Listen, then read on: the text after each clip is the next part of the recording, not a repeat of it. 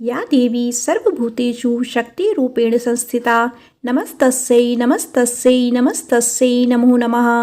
जय माता दी दोस्तों, आपका हमारे यूट्यूब चैनल धार्मिक कथाएं और कहानियाँ में स्वागत है।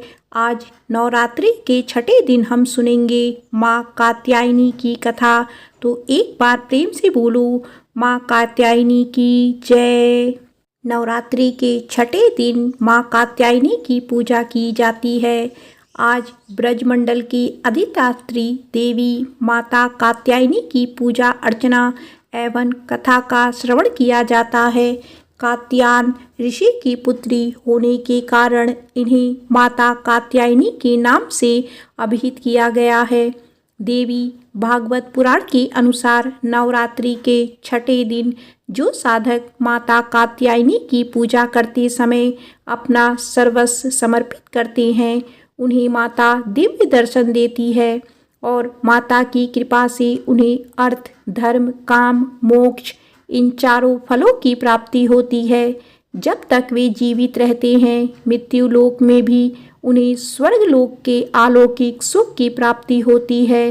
पूर्ण भक्ति और निष्ठा भाव से जो भक्तगण माता की पूजा करते हैं और माता कात्यायनी की कथाओं को सुनते या पढ़ते हैं, उनके जीवन से शोक, संताप, भय, निर्धनता सदा के लिए दूर हो जाते हैं और वे जन्म जन्मांतर के पापों से मुक्त हो जाते हैं।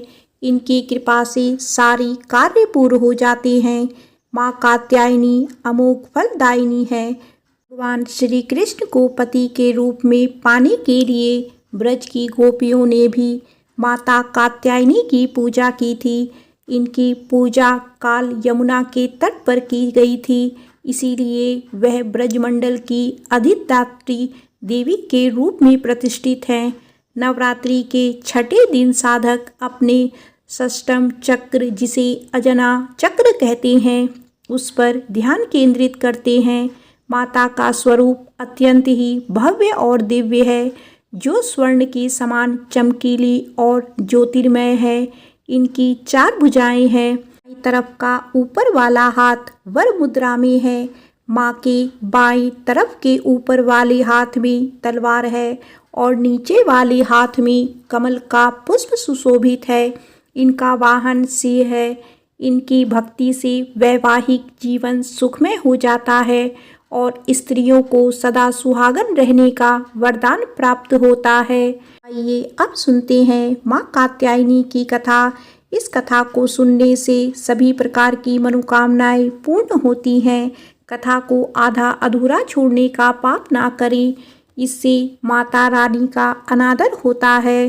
आइए माता रानी का ध्यान करते हुए कथा का श्रवण करते हैं। यह उस समय की घटना है जब संसार पर एक महा अत्याचारी महिषासुर का आतंक था। यह कथा इस प्रकार से है। रंभा नामक राक्षसी ने भगवान ब्रह्मा से वरदान के रूप में एक शक्तिशाली पुत्र प्राप्त करने के लिए कठोर तपस्या की और यही रंभा का पुत्र महिषासुर था। महिषासुर भैंसे से लेकर मानव तक किसी भी जानवर का रूप बदलने की क्षमता रखता था।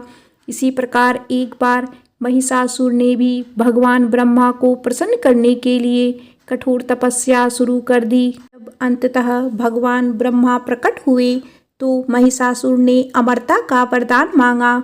भगवान ब्रह्मा ने यह कहते हुए इनकार कर दिया कि उनके पास ऐसा वरदान देने का अधिकार नहीं है, क्योंकि यह सृष्टि के नियमों के विरुद्ध है।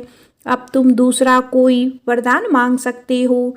इस पर महिषासुर ने अमरता प्राप्त करने के लिए एक दूसरा तरीका खोजा। उसने भगवान ब्रह्मा से यह वरदान मांगा कि उसकी मृत्यु एक स्त्री के हाथों ही हो। महिषासुर सोचता था कि स्त्री एक अबला और कमजोर है, उसके पास इतनी शक्ति कहाँ से आएगी कि वह उसका वध कर सके। इसीलिए उसने ब्रह्मा जी से ऐसा वरदान मांग लिया और ब्रह्मा जी ने भी उसे तथास्तु कहकर वरदान दे दिया।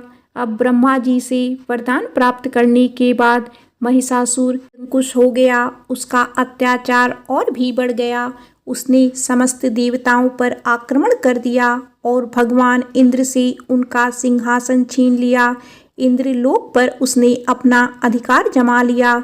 इस प्रकार महिषासुर का अत्याचार शुरू हो गया। उसकी क्रूरता को रोकने वाला कोई नहीं था, क्योंकि उसने तीनों लोकों में कहर बरपा रखा था। इंद्र ने अपना सिंहासन खो दिया, यज्ञ एवं पूजा पाठ बाधित हो गए और सृष्टि में सर्वत्र असमंजस्य स्थापित हो गया।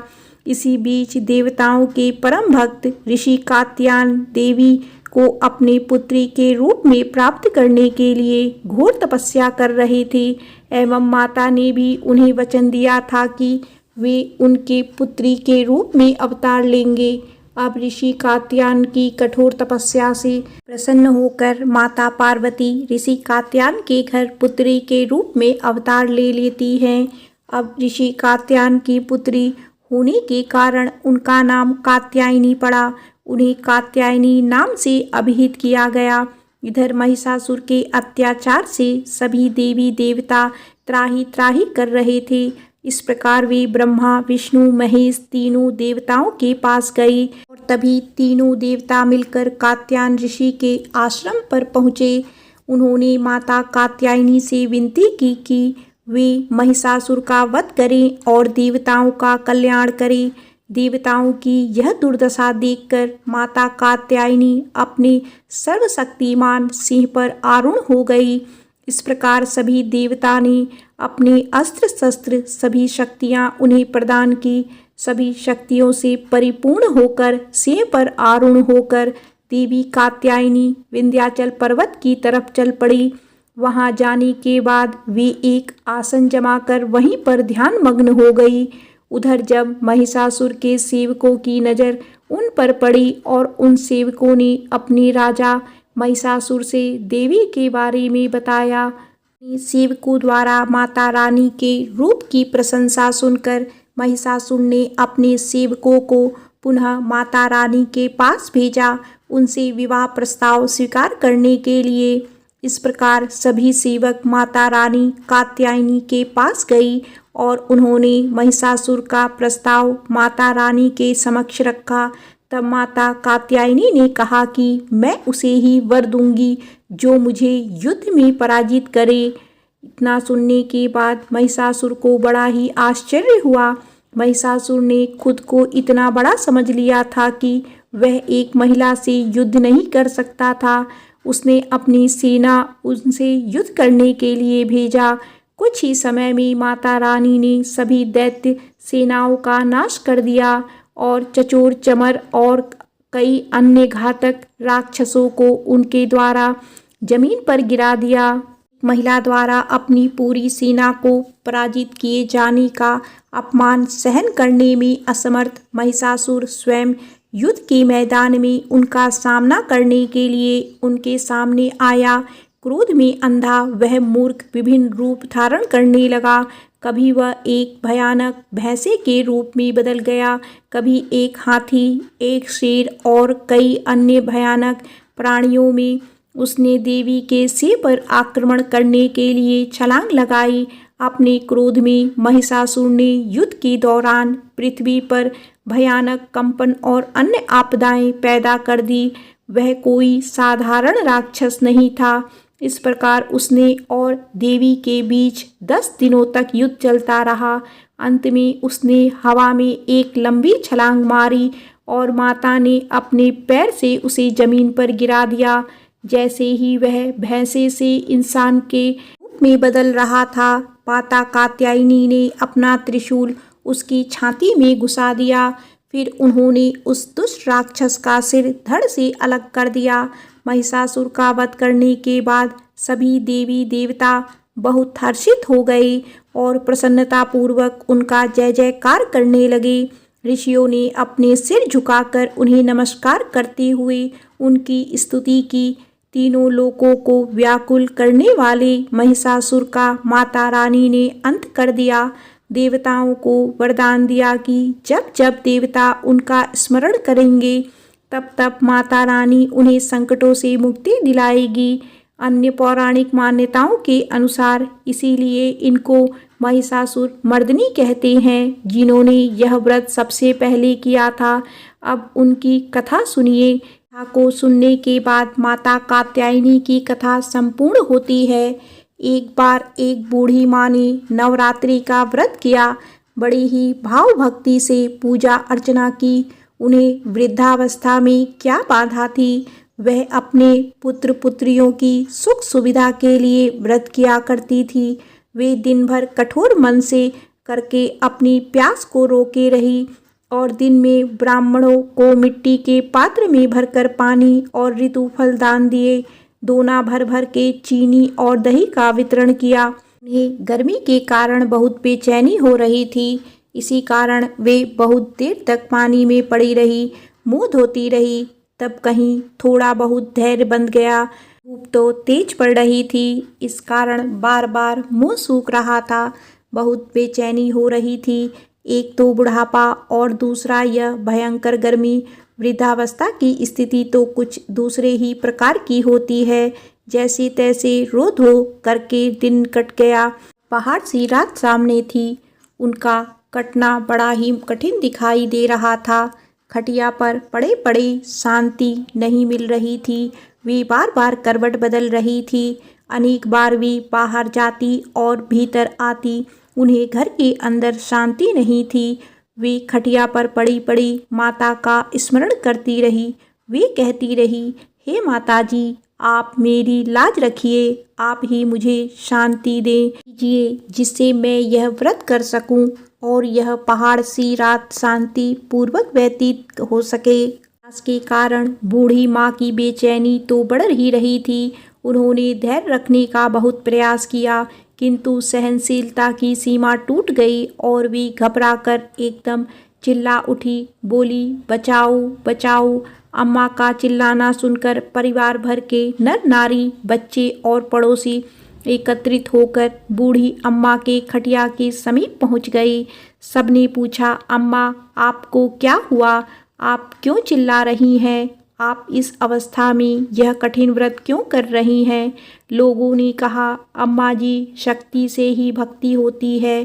थोड़ी ही देर में वे फिर से बोली, अरे मेरे प्राण निकले ही जा रहे हैं, मेरी छाती पर ठंडे पानी का घड़ा रख दो। तब नातियों ने दादी की छाती पर ठंडे पानी का पात्र रख दिया। तब उन्हें कहीं थोड़ा बहुत आराम मिला और थोड़ी देर के लिए उन्होंने अपनी आंखें बंद कर ली। अब माता ने सोचा, बूढ़ी अम्मा है तो बहुत ही कठोर, जरा जाकर उसकी प्रतीक्षा लेनी चाहिए। वे आधी रात को मुर्गा बनकर टेर लगाने लगी। मुर्गा की आवाज़ सुनकर दादी जल्दी से उठी और बाहर जाकर आसमान की ओर देखा, किंतु आसमान में कहीं उन्हें प्रातःकालीन तारा नजर नहीं आया। वे सोचने लगी, यह मुर्गा क्यों और कैसे बोल रहा है? उन्हें प्यास तो लग ही रही थी। थोड़ा बहुत उनका मन भी विचलित हो गया था। अंत में उन्होंने दृढ़ निश्चय कर लिया कि मैं अब व्रत को पूर्ण करके ही छोड़ूंगी, चाहे भले ही मेरे प्राण क्यों ना निकल जाएं। यह सोचकर फिर वे खटिया पर शिथिल होकर लेट गई। थोड़ी देर में माता ने उनकी फिर से परीक्षा लेनी चाहिए। एक छोटी सी बालिका एक गिलास में शरबत लेकर उनके सिरहाने आकर खड़ी हो गई और जोर से बोली, दादी जी, सवेरा हो गया है, आप हाथ मुंह धोकर शरबत पी लीजिए। पहले तो शरबत का गिलास देखकर उनका मन मचल उठा, किंतु अचानक व्रत का स्मरण हो आया और उन्होंने सोचा, मैं किसी भी प्रकार से अभी शरबत नहीं पी सकती हूँ, और वे शांतिपूर्वक अपनी खटिया पर लेट गई। फिर थोड़ी ही देर में उन्हें ऐसा लगा जैसे किसी ने उन्हें पानी के कुएं में पलट दिया हो। बड़ी देर तक हाथ पैर चलाती रही, किंतु उन्होंने अपने मुंह में एक बूंद भी पानी जाने नहीं दिया। वे दृढ़तापूर्वक अपना व्रत पालन करती रही। थोड़ी देर में ना जाने कहाँ से सामने आग जलने लगी, जिससे भारी गर्मी बढ़ने लगी। व्याकुलता के कारण प्राण निकलने लगे, किंतु बूढ़ी अम्मा का कुछ भी नहीं बिगड़ पाया। वे जहाँ की तहाँ मुस्कुराती हुई बैठी रही। थोड़ी ही देर में बाहर प्रकाश दिखाई देने लगा। ऐसा लगा जैसे सवेरा हो गया हो। बूढ़ी अम्मा ने जब बाहर निकल कर देखा तो समझ गई कि अभी सवेरा होने में 3 घंटे की देरी है। यह जानकर वे शांतिपूर्वक इधर उधर घूमने लगी। फिर माता यह बात अच्छी तरह से समझ गई कि यह बूढ़ी अम्मा किसी भी प्रकार से अपने व्रत से नहीं टल सकती। वे उनके सतव्रत को अच्छी तरह से समझ गई। अब सवेरा होते ही बूढ़ी माता ने स्नान किया, भगवान का पूजा पाठ किया, कथा सुनी, ब्राह्मणों को दक्षिणा देकर भोजन कराया। कहीं उन्होंने व्रत का पारण करके जल ग्रहण किया। कन्याओं को भोज कराने के बाद अम्मा ने स्वयं भोजन किया। उस श्रेष्ठ व्रत के प्रभाव से बूढ़ी अम्मा की आयु में वृद्धि हो गई। उनका घर परिवार हरा भरा हो गया। अब उनको कोई अभाव ना रहा। वे हर तरह से सुख साधनों से संपन्न हो गई। नाती नातिन से उनका घर भर गया और वे व्रत के प्रताप से इस संसार में हर प्रकार के सुख भोग कर अंत में वैकुंठ धाम को चली गई। माता ने बूढ़ी माता और उनके परिवार को हरा भरा किया। ऐसे ही माता हम सभी की मनोकामना पूर्ण करिए। बार प्रेम से बोलिए माँ कात्यायनी की जय, माँ भगवती की जय।